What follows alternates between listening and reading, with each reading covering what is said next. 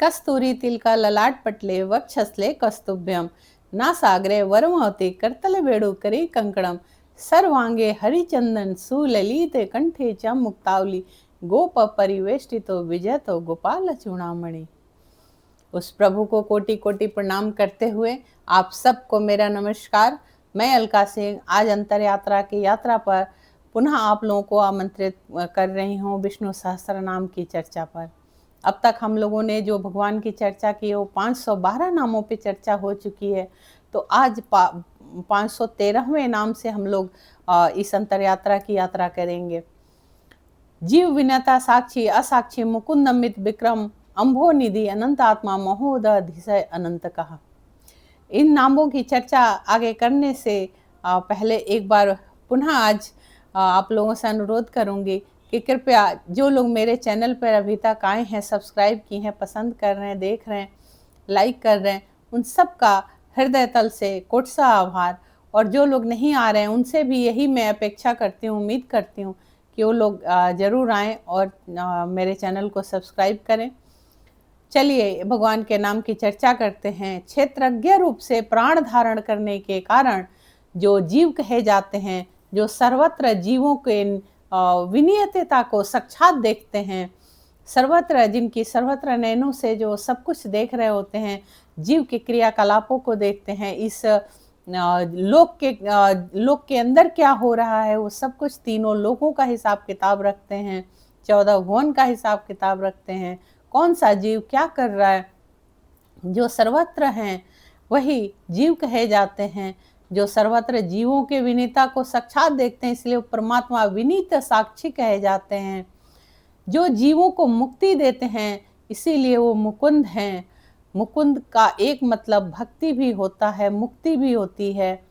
तो जो जीवन में जिस किसी भी चीज़ से जीवन जो नॉर्मल जो जीवन है, इसमें भी अगर आप किसी बुराई से मुक्ति पाते हैं, अच्छाई के रास्ते पे जाते हैं, असत्य से मुक्ति पाकर सत्य के रास्ते पे जाते हैं, झूठ फरेब धोखे की से मुक्ति पाकर आप सत्य का मार्ग पकड़ते हैं। तो कहने का मतलब यहाँ की हर तरीके की मुक्ति जो होती है वो भी वो परमात्मा ही हैं। वो मुकुंद जो हैं सिद्धि भी होती है, इसीलिए अमित विक्रम भी हैं, यानी जिनकी सूरवीरता अतुलनीय है, अतुलित है, अपरिमित है। जिस प्रभु के 4 अंब हैं, देवता मनुष्य पितर असुर वही सरों में सागर हैं। सरो मतलब सर मतलब जो सरोवर है, जो नदी है, सबको सरो बोलते हैं, और जैसे सागर है। और इसलिए जो परमेश्वर अम्भो निधि हैं, देश काल और वस्तु से अपरिच्छिन्न होने के कारण वही परमात्मा अंतरात्मा हैं, वही प्रभु समस्त भूतों का संहार करके संपूर्ण जगत को जब जलमग्न करते हैं, इसीलिए वो महोदधिशय हैं, जो जन्म भी देते हैं मारते भी हैं, वही अनंत का है। शास्त्र कहता है कि ये जो जीव है, जो इस संसार में परमात्मा ने जो जीव दिए हैं, इन सब का जो कुछ भी तय है, जन्म से लेकर मृत्यु तक, ऐश्वर्य से भोग से लेकर दुख तकलीफ तक, भक्ति से लेकर मुक्ति तक, जो कुछ भी है इस दुनिया में वो सब कुछ वो परमात्मा ही करते हैं। वो परमात्मा जो अनंत है, उस परमात्मा का कोई अंत नहीं है, क्योंकि वो जो परमात्मा है वो सर्वत्र विराजमान है, सर्वत्र वो देख रहे हैं, सब कुछ देख रहे हैं, कौन क्या कर रहा है, उनके द्वारा बनाया हुआ कौन सा जीव कहाँ क्या कैसे किस हाल में है, वो सब देख रहे हैं। लेकिन वही फिर आती है बात घूम घुमा कर कि हमें जो कुछ भी इस जीवन में मिलता है वो हमारे ही कर्मों का फल मिलता है, क्योंकि जो कुछ भी हम जैसा कर्म करते हैं वही हमें झेलना पड़ता है। इसीलिए बार बार शास्त्र कहता है कि सत्य के मार्ग पर चलो, असत्य से दूरी बनाओ, किसी को धोखा मत दो, किसी का बुरा न सोचो, क्योंकि ये जो कुछ भी है परमात्मा सबका आकलन कर रहा है। किसी के विश्वास को कभी धोखा मत दो। अगर किसी ने तुम पे विश्वास किया तो उसके विश्वास पे खरे भले मत उतरो, लेकिन उससे गद्दारी मत करो, उससे झूठ मत बोलो। अगर किसी कोई भरोसा करता है तो इन सब चीज़ों से कहने का मतलब एक शब्द आता है कि इन सब जो भी असत्यता नामक जो चीज़ें हैं उनसे जीव को बच कर रहना चाहिए। मनुष्य को इससे सदैव परहेज करना चाहिए, क्योंकि अंततः जीत सत्य की ही होती है। वो परमात्मा इतना दयालु है कि अगर किसी ने धोखे से किसी को कुछ भी धोखा दिया, गलती से भी अगर धोखा किसी ने किसी को दिया, तो इस जीवन में ही उसका फल उसे भोगना पड़ता है। नहीं इस जीवन में, तो जो अगला सफर, अगली जर्नी जो शुरू होती है, वहाँ वो कर्म आपका पीछा करता है। परमात्मा कुछ भी बकाया नहीं रखता। जो हम जैसा करते हैं, जैसा करके आए हैं, वैसा इस जीवन में मिल रहा है। जैसा इस जीवन में करेंगे, अगला जन्म हमारा वैसी हमारी जर्नी होगी। कहने का मतलब परमात्मा कुछ भी नहीं छोड़ता है। तो जीव को चाहिए कि वो किस तरीके से बेहतर कर्म करे, और अपने बेहतर कर्म को ही उसके ऊपर ध्यान देना चाहिए। जितनी भी असत्यता, झूठ, फरेब है, इन सब से दूर रहकर स्मरण करना चाहिए उस हरि का, उस परमात्मा का, जिसने इन सांसों को दिया है। जो सांसें हैं, जो प्राण ऊर्जा है, जो वो सूर्य के रूप में दे रहा है, जो ये हमारे अंदर जो हम श्वास खींच रहे हैं, जिससे हम जिंदा हैं, हम जिंदा कहलाते हैं, वो उस परमात्मा ने ही दिया हुआ है। तो हमें उस हरि के चरणों का शरण लेकर उस हरि के चरणों का ही हर क्षण ध्यान करना चाहिए। मैंने आगे भी बोला हुआ है कई वीडियो में कि आप अपने जो भी आपकी दिनचर्या है, जो भी क्रियाकलाप है, आप करते रहिए, लेकिन जो आपकी श्वास है, उस श्वास में आप हर क्षण हरि का नाम लेते रहिए, हरि को याद करते रहिए, क्योंकि हरि ही पालनहार है, वही पार लगाने वाला है। बाकी तो सब कुछ जो है वो उसको आप सभी जानते ही हैं, सेकेंडरी है।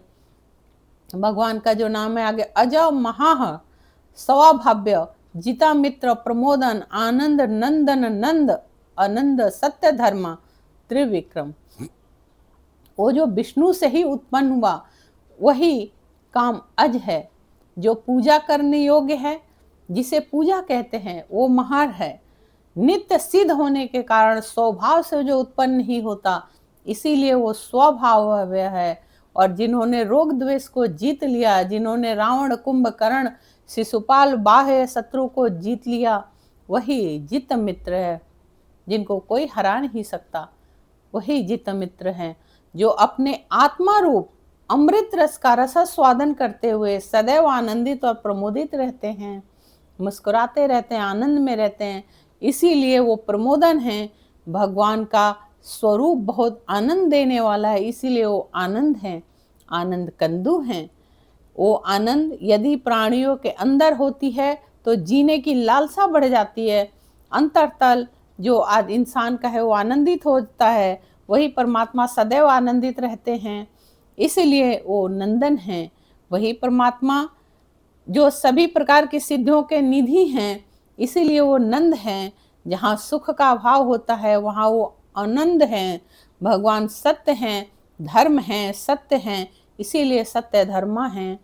भगवान जिन्होंने 3 पग में पूरी भूमि नाप ली, वही त्रिविक्रम हैं, वही वेद हैं, वही समस्त जगत में व्याप्त हैं, वही त्रिदेव हैं। वो जो परमात्मा हैं, उनका स्मरण बार बार शास्त्र यही हमें शिक्षा देता है कि हम उसका कितना विधि पूर्वक उसका हर क्षण हर पल याद करते रहें। क्योंकि जीवन में जो कुछ भी है, जो भी हम लोग जो पाते हैं, सब अपने कर्मों से तो पाते हैं। जो आनंद भी है वो भी हमारा स्वयं का ही होता है। आप देखिए, एक आनंदित हृदय जो होता है, आनंदित मन होता है, सदैव उसमें प्रभु का वास होता है। एक हर पल एक मुंह बना के रहने वाले लोग, हर वक्त एक चिंता में रहने वाले लोग, होता जाता तो कुछ भी नहीं है, लेकिन उससे क्या है, उल्टा आप डिप्रेशन में चले जाते हो, उल्टा आप तनावग्रस्त हो जाते हो, अवसादग्रस्त हो जाते हो। फिर जब आप रोगी हो जाते हो तो आपका विवेक बुद्धि तो यूं ही निष्फल हो जाता है, वो तो काम ही नहीं करता, क्योंकि आपकी एनर्जी वहीं लग गई। तो फिर आप यही सोचते रहते हो, मैंने ऐसा नहीं किया, मैंने वैसा नहीं किया, काश मैंने ऐसा कर लिया होता, काश मैंने तब ऐसा कर लिया होता, ऐसा क्यों हुआ, अगर ऐसा किया होता तो ऐसा होता, वैसा किया होता तो वैसा होता। यही सब जो ताना बाना जीव बुनता रहता है, और इन्हीं ताने बानों के अंदर वो एक तरह से कहा जाए कि वो डिप्रेस हो जाता है। वो तमाम बीमारियों को, रोगों का उसको पता ही नहीं चलता, वो कब डिप्रेशन में गया, कब तनावग्रस्त हो गया, और कहाँ उसे उसने रोग पाल लिया। फिर उसका हश्र भी कितना बुरा होता है। लेकिन वही एक इंसान जिस भी हाल में हो, जितने में हो, वो अपने आप को बादशाह समझता है, वो अपने आप को खुश रखता है, आनंदित रखता है। ठीक है, जो है सो बहुत अच्छा है और जो नहीं है वो भी मिल जाएगा, ऐसी भावना लेकर जो रहता है, तो निश्चित तौर पे उसका जीवन बहुत सफल होता है। जीने की कला जो सीख जाता है, कहने का मतलब, तो जिसने जीने की कला सीख ली, उसे भला कौन हरा सकता है? तो जितने में है उसने में बहुत आनंदित है, बहुत नहीं है तो क्या हुआ, हम किसी से कम नहीं है, ऐसी भावना होती है, ऐसा भाव होता है, तब वो जीव आनंदित होता है। जो जीव आनंदित होता है तो परमात्मा आनंदित होता है और वो उसके हृदय में परमात्मा का वास होता है, क्योंकि परमात्मा दुखी के हृदय में नहीं वास करता, परमात्मा आनंदित रहने वाले लोगों के हृदय में वास करता है। जो आनंदित रहता है, जो कहता है तेरा प्रभु तेरा तुझको अर्पण, उसके वो भक्त परमात्मा को अति प्रिय होता है, क्योंकि वो तो अपना जो भी, अगर नमक रोटी भी हाथ में तो कहता प्रभु तेरा तुझको अर्पण, त्वदीय वस्तु गोविंदम तुभ्यमेव समर्पयेत्, तेरा है, तेरे को अर्पण है, मेरा क्या लागे। तो परमात्मा को भक्त बहुत पसंद है। महर्षि कपिलाचार्य कृतज्ञ मेदनीपति त्रिपतिरद साध्यक्ष महाशृंग कृतांत कृत। जो महान ऋषि थे, जो महान ऋषि हैं, महर्षि हैं, उन्हीं संपूर्ण वेदों के जो ज्ञाता हैं वही महर्षि कपिलाचार्य हैं, वो भी परमात्मा ही हैं। वही सर्वज्ञान होने से कपिल हैं, आचार्य हैं, शुद्ध आत्म तत्व हैं, आत्मा के कृत भी बोलते हैं, इसीलिए वही कृतज्ञ हैं। वही भगवान पृथ्वीपति होने से मेदिनीपति हैं, उसी भगवान के 3 पैर होने से वो त्रिपद भी हैं। जिस भगवान के गुण से आवेश जागृत होता है, आवेश मतलब गुस्सा जागृत होता है, स्वपन सुसुप्ति, ये 3 दिशाएं उत्पन्न होती हैं, उन्हीं के साक्षी भी होने से वो त्रिदास अध्यक्ष हैं। वही भगवान जब प्राणियों पर संकट आया तो मत्स्य यानी मछली बनकर महासागर में नाव बनकर, और नाव को बांधकर अपने आप से मछली उसमें मछली बनकर, और नाव की रस्सी को मछली ने अपने को बांध लिया। वो भगवान थे जिन्होंने मछली का रूप लिया। जब प्रलय आया तो अपनी प्रजा को किस तरीके से बचाना है, प्रजा को बचाने के लिए उन्होंने मत्स्य रूप ले लिया, और तब उन्होंने रस्सी बांधकर अपने अंदर महासागर में नाव बांधकर उन्होंने समुद्र में खेलते हुए जीवों के, अपने जो जीव थे उनकी रक्षा की, समस्त सृष्टि के जो जीव थे उनको उस पे उन्होंने उस नौका पे बिठा लिया था, और तब उन्होंने अपने भक्तों की जान बचाई, अपने जीवों को जान बचाई। इसीलिए वो महाशृंग हैं। और यही प्रभु जब पृथ्वी पर या सृष्टि पर अत्याचार बढ़ता है तो संहार भी करते हैं, और यही परमात्मा अपने सच्चे भक्तों पर संकट आने पर बचाते भी हैं। वही परमात्मा मृत्यु तुल्य कष्ट आने पर बचाते हैं, इसीलिए वही प्रभु कृतांत कृत हैं, क्योंकि उनकी कृति जो है वो अतुलनीय है। उनकी कृति जो है वो किसी चीज से उसका आप मतलब किसी चीज से आप उसकी व्याख्या नहीं कर सकते, किसी चीज से उसको आप तुलना नहीं कर सकते। वो अतुलनीय है, वो परमात्मा जैसे अतुलनीय, उनकी कृति भी अतुलनीय है। महावराह गोविंद सुषेण कनकादि गुहा गंभीर गहन गुप्त चक्र गदाधर। वो जो हरि हैं, वो जो महान भी हैं, वही वाराह हैं, इसीलिए वो महावराह हैं। जो लोग भगवान को वाणी से वेदांत से जानते हैं, इसीलिए वो उनके लिए गोविंद हैं। जिनके पार्षद हैं, जो उनकी सेवा करते हैं, उनके लिए वो भगवान सुषेण हैं। जो कनकमय यानी सोने के जैसा जिनका रंग है, उनका एक एक अंग जो सोने सा दमकता चमकता रहता है, वही कनकांगी हैं। जो गोपनीय से गोपनीय विद्या है, उपनिषद है, वही अंदर छुपे हुए होने के कारण गुदा हैं। वही प्रभु ऐश्वर्य बल पराक्रम होने के कारण गंभीर भी हैं। बहुत कठिनता से उन हृदय के अंतर तल तक जाना पड़ता है उनको देखने के लिए, और जो भी उस हृदय में सोए भगवान को जगाने के लिए प्रयत्न करता है तो उसके लिए वो बहुत सुलभ हैं। और तब जब उस परमात्मा को जीव महसूस करता है तो वही गहन बन जाते हैं।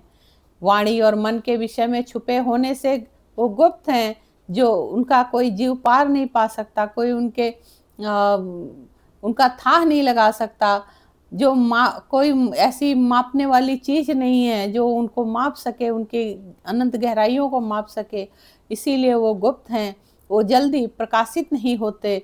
मन रूपी सात्विकता और बुद्धि रूपी तत्व रूप से जो सदैव गदा की भांति लोक की रक्षा करते हैं, वही चक्र गदाधर हैं। वो परमात्मा, वो जो हरि हैं, जो ईश्वर हैं, जो परमात्मा हैं, वो अनंत हैं। जिस तरीके से एक सागर की गहराई है, जाने कितने सागर की भांति वो गहरे हैं। मतलब एक सागर कुछ नहीं है, समझिए, एक कितने सागरों के गहराई के तरह उनकी गहरान है। और वो जो हरि हैं, उनकी कृपा भी अतुलनीय है। जब अपने भक्तों पे प्रसन्न होते हैं तो वो दिल खोल कर उस भक्त को आशीर्वाद देते हैं।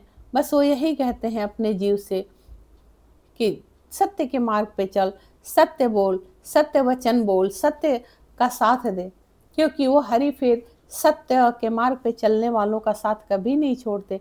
देर से सही उसका उद्धार जरूर करते हैं। तो सदैव ध्यान रखें, वेदा स्वांगजित कृष्ण दृढ़ संकर्षतो वरुण वारुण वृक्ष पुष्कराक्षा महामना। जो विधाता हैं, जो विधान करने वाले हैं, इसलिए वो वेदा हैं।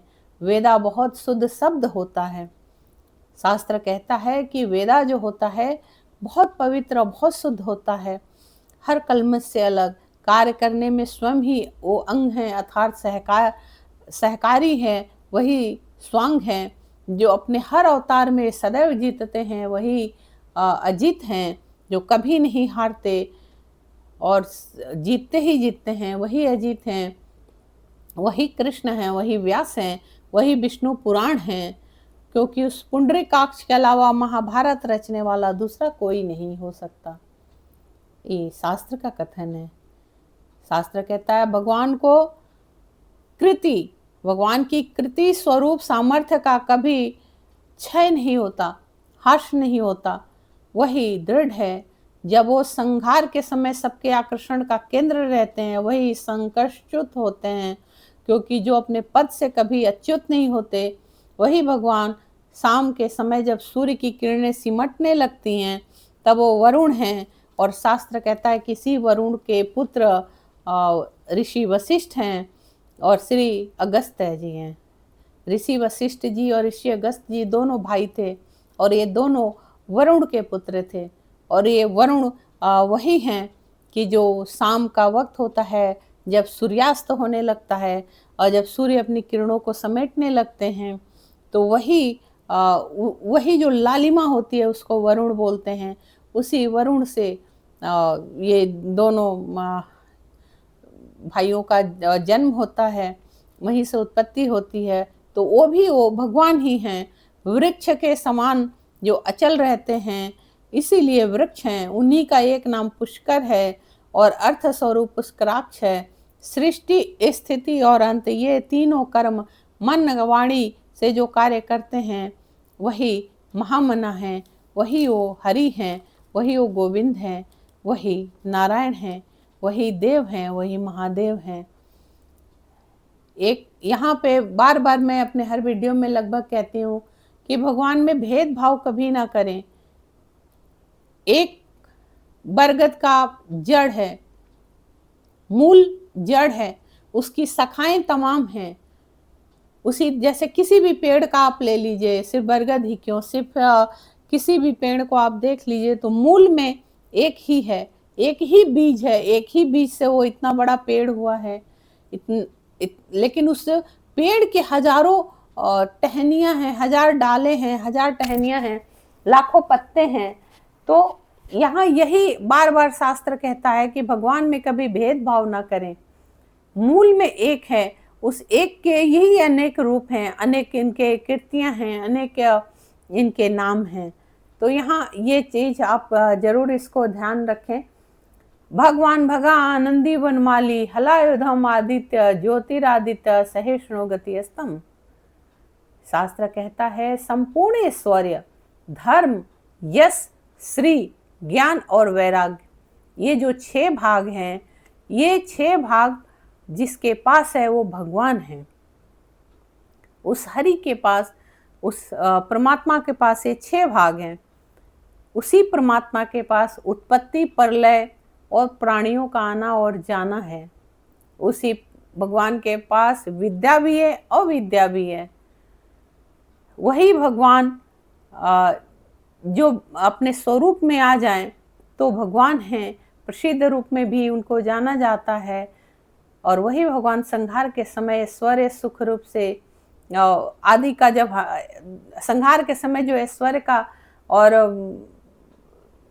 हर तरीके का जो सुख का हनन करते हैं, इसीलिए वो भगा है। बड़े बड़े आप राक्षसों को देखिए, चाहे वो रावण हो, चाहे वो कुंभकर्ण हो, चाहे वो जितने भी राक्षस हैं, देवी महात्म्य में भी देखिए तो महिषासुर हैं और शुंभ निशुंभ हैं, जितने रक्त बीज हैं, विडाल हैं, इसी तरीके से भगवान के उसमें देखिए तो तमाम हैं। हिरणाक्ष हैं, हिरण्यकश्यपु हैं, तमाम ऐसे राक्षस हुए जिनको जब भगवान ने संहार किया। तो ऐसे ही ये जीव है जो इस सृष्टि के अंदर भी जब जब अहंकार का प्रभाव ज़्यादा होता है, जब जब इस सृष्टि के अंदर राक्षस रूपी स्वभाव वाले लोग ज़्यादा होते हैं, जब इस पृथ्वी से सत्य कम होने लगता, सत्य की भार ज़्यादा होने लगती है, तब तब वो प्रभु आते हैं अपने अलग अलग रूपों में। इस युग, इस सृष्टि पर आते हैं, नए युग का निर्माण करते हैं, नए युग की स्थापना करते हैं और धर्म की स्थापना करते हैं। बार बार हर शास्त्र यही कहता है, धर्म का यथा विधि पालन कीजिए। धर्म कोई खेल नहीं है, धर्म कोई शब्द नहीं है, धर्म कोई भाषा नहीं है, धर्म कोई किसी चीज से आप धर्म को मत जोड़िए। धर्म वो है जिसके लिए जीव ने जन्म लिया है। धर्म वो है जो जीव जो इस धरा पर आया है, उसका कर्तव्य है ये जानना, समझना, सोचना कि हम कौन हैं, हम कहाँ से आए हैं, हम क्यों आए हैं, हमारे आने का इस जीवन में, इस धरा पर उद्देश्य क्या है। क्योंकि जब हम ये सब चीज़ें सोचते हैं तो हम अपना जीवन ढूंढने लगते हैं। ये जब हम सोचने लगते हैं तो जीवन का मार्ग ढूंढने लगते हैं। और जिस दिन हम इस चीज़ को ढूंढ लेते हैं तो तमाम ऐश्वर्य, सुख, शांति, समृद्धि, संपन्नता सब कुछ साइड हो जाती है और फिर हम लग जाते हैं उस हरि का स्मरण करने में, उस हरि के चरणों का ध्यान करने में। और जब तक वही बुद्धि नहीं खुलती है, विवेक नहीं खुलता है, तो बस हम आपाधापी में लगे रहते हैं, कितना कितना कहाँ से क्या क्या कर लेना है। फिर हमें एहसास ही नहीं होता कि हम किसका नुकसान कर रहे हैं, किसी को हम धोखा दे रहे हैं, किसका हम बुरा चाह रहे हैं, किसको हम रुला रहे हैं, किसको हम कष्ट दे रहे हैं। जबकि जीव को एक दूसरे का सहारा बनना चाहिए, एक दूसरे को हंसाने का प्रयत्न करना चाहिए। उसके लिए आप जितने में हैं, जहाँ हैं, जिस अवस्था में हैं, जिस स्थिति में हैं, जीव का कर्तव्य है दूसरे जीव के लिए आनंद देना, दूसरे जीव को आनंदित करना। यदि ये हर जीव सोचने लगेगा कि हम किसी को कष्ट ना दें, तो निश्चित तौर पे दुख जैसे कोई शब्द ही नहीं रहेगा। हर जीव अगर हर जीव के लिए अच्छा सोचने लगेगा तो खुद भी आनंदित रहेगा, दूसरा भी आनंदित रहेगा। तो जीव को यही भाव रखना चाहिए। कहते हैं कि सुख रूप से वो आनंदित हैं, संपूर्ण संपत्तियों के रहते भी, संपन्न होने के बाद भी जो स्थित है वही आनंदी है इस दुनिया में। जो भगवान सदैव अपने गले में वैजंती माला को धारण किए रहते हैं वही वनमाली हैं। और वनमाली एक नाम कृष्ण का भी है, कृष्ण का भी एक नाम है वनमाली, जिसमें कहते हैं जो वनों के मालिक हैं, जो अपने गले में सदैव वैजंती को लटकाए रहते, जो वैजंती पहने रहते हैं, वो कृष्ण हैं, वही वैजंती वनमाली हैं। बलभद्र जी के रूप में वही हला युद्ध हैं। ऋषि कश्यप जी द्वारा वामन रूप से जो अदिति के पुत्र हुए वही आदित्य हैं। सूर्यमंडल में जो सूर्य हैं, जो सूर्य की ज्योतियां हैं, वो ज्योतिरादित्य हैं। जो समस्त द्वंद्वों को झेलते हैं, सहन करते हैं, वो सहिष्णु हैं। जो गति है, जो सर्वश्रेष्ठ है, जो सदैव चलते रहते हैं, वो गतिमान रहते हैं, वही गति अस्तम है। मनुष्य जीवन का क्या धर्म है, क्या कर्म है? मनुष्य जीवन में भी यही धर्म है कि हमें आलस्य नहीं करना चाहिए। हमें आलस्य को त्याग कर अपने कर्म को नित्य करते रहना चाहिए। हम ज़्यादा करें, कम करें, लेकिन चलते रहना चाहिए, करते रहना चाहिए। यदि आप सोचें कि हम बिस्तर में बैठे-बैठे हम हिले-डुले नहीं और हमारे पास सारे ऐश्वर्य, सारा सुख संपत्ति इकट्ठा हो जाए, तो बिल्कुल नहीं होता है। और आप यदि ये सोचते हैं कि किसी का हित करके, किसी का नुकसान करके, किसी को धोखा देकर, कपट से, छल से यदि आप कुछ हासिल करके सुखी हो जाएँगे, तो वो भी गलत है। क्योंकि अगर आपने किसी के लिए बुरा सोचा और किसी से कपट से, छल से यदि आप धनवान बन गए, तो आप तो गर्त में चले गए, क्योंकि वहीं से आपका पतन शुरू हो गया। और जो ये प्रकृति है, ये किसी के ऐसे अपराध को शास्त्र कहता है क्षम्य है। प्रकृति कभी ऐसे धोखा देने वालों को, कपट छल से, धोखे से हासिल करने वालों को कभी माफ़ नहीं करती है।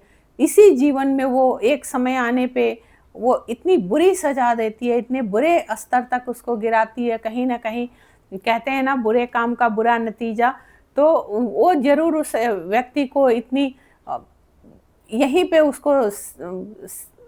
उसको सज़ा देती है। प्रकृति कभी किसी को ऐसे गलत करने वालों को माफ़ नहीं करती है। जिस समय इंसान गलत करता है, उसको लगता है कि मैंने ये गलत काम किया, मुझे किसी ने नहीं देखा।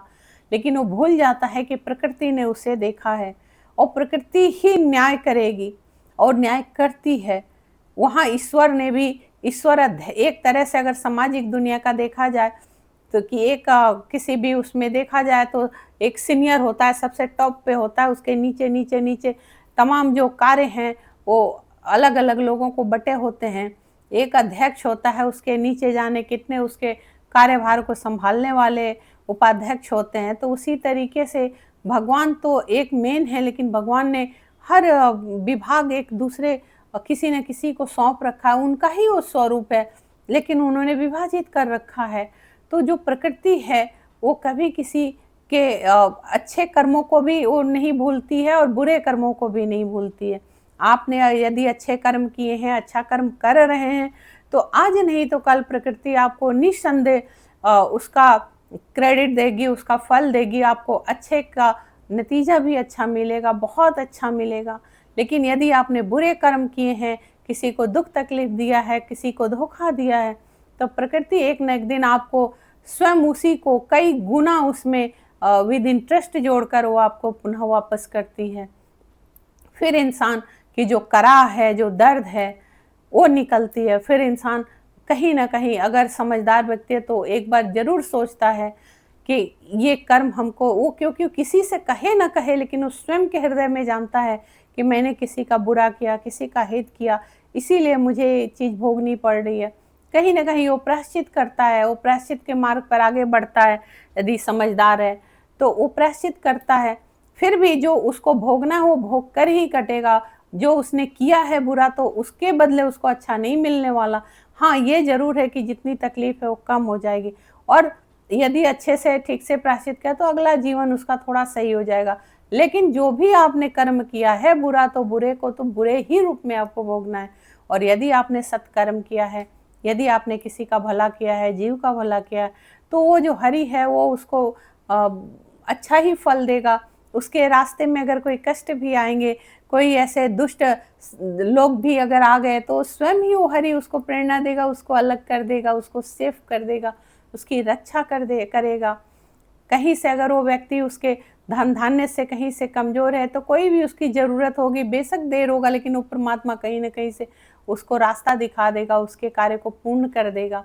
यहाँ बार-बार मैं जो कहती हूँ कि धन ऐश्वर्य, तो इसका मतलब नहीं है कि आप सीधे इसका कहने का मतलब है कि आप टाटा अंबानी ही बन जाएँगे। लेकिन हम जिन भी परिस्थितियों में, जिस स्तर पे हैं, हम चाहे रिक्शा चला रहे हैं, चाहे हम बस चला रहे हैं, चाहे हम कार चला रहे हैं, चाहे हम कोई आईएएस, आईपीएस, पीसीएस हैं, चाहे हम कोई नेता हैं, चाहे हम कोई बिज़नेसमैन हैं, हम जिस भी स्थिति में हैं, चाहे हम एक पान की दुकान चला रहे हैं, चाहे हम करोड़ों करोड़ों करोड़ों की फैक्ट्री खोल के बैठे हैं, कहने का ये मतलब है यहाँ पे कि जो जितने में है, परमात्मा उसके लिए रास्ते सुगम बना देता है। उसके लिए कहीं न कहीं जो स्थिति उसकी है, उसी स्थिति में उसको बेहतर कर देता है। तो इन ये सत्कर्मों का फल होता है, इसीलिए प्रयास ज़रूर करें कि जो भी करें, अच्छी सोच रखें, अच्छे विचार रखें, सोच भला, हो भला, अपना भी भला करें, दूसरों का भी भला करें, हरि का गुणगान करें, अपने धर्म का यथाविधि पालन करें और इसी के साथ आज की यात्रा यहाँ मैं समाप्त करती हूँ, इजाज़त चाहती हूँ। हरे कृष्ण।